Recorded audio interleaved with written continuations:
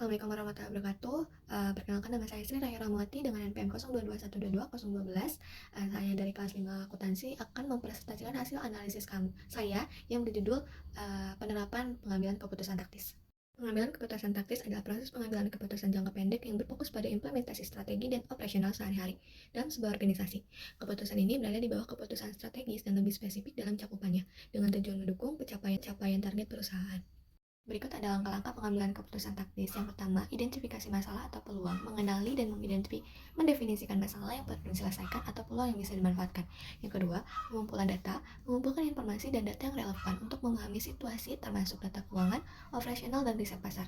Yang ketiga, ada analisis alternatif, menyusun dan mengevaluasi beberapa opsi atau solusi yang dapat diambil untuk mengatasi masalah atau memanfaatkan peluang.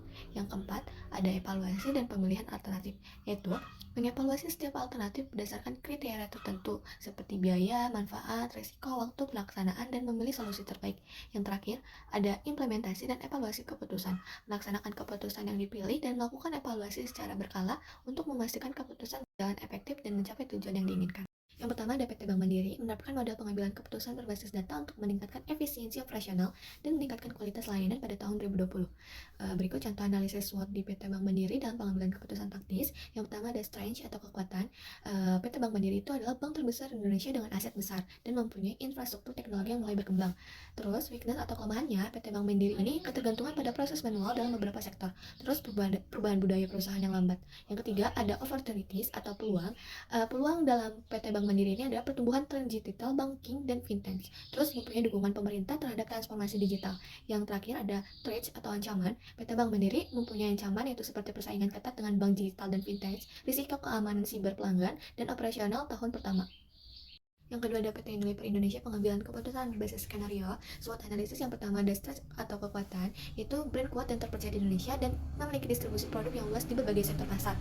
Kelemahannya yaitu ketergantungan pada produk FMCG tertentu dan lambat dalam merespon perubahan pasar. Yang ketiga ada peluangnya, pertumbuhan kesadaran konsumen terhadap produk ramah lingkungan, lalu meningkatnya permintaan produk personal care dan makanan sehat. Lalu ada ancaman, yaitu persaingan ketat dengan merek lokal dan internasional, dan ada perubahan regulasi terkait keberlanjutan. Ada PT Pertamina, pengambilan keputusan berbasis risiko, memiliki strength atau kekuatan yaitu penguasa pasar energi di Indonesia, dukungan penuh dari pemerintah. Terus kelemahannya memiliki ketergantungan pada energi fosil dan proses birokrasi dalam pengambilan keputusan. Yang ketiga ada peluangnya yaitu transisi global menuju energi terbarukan dan peningkatan kebutuhan energi hijau. Lalu ada ancamannya yaitu ada fluktuasi harga minyak global dan tuntutan penurunan emisi karbon. Yang diambil oleh kelompok saya yang pertama identifikasi masalah dan pengumpulan data, yaitu memilih target pasar, mahasiswa, staf kampus atau masyarakat sekitar, dan menghitung modal awal dan memproyeksikan biaya operasional. Lalu analisis alternatif dan evaluasi, yaitu menentukan harga jual berdasarkan modal dan harga pasar, menyepakati pembagian tugas dalam pengelompokan atau pengadaan bahan produksi, pemasaran, dan penjualan. Lalu yang terakhir ada implementasi, itu menjalankan penjualan dengan promosi di media sosial kampus dan grup mahasiswa, melakukan evaluasi mingguan untuk menilai penjualan, keuntungan, dan kendala yang dihadapi.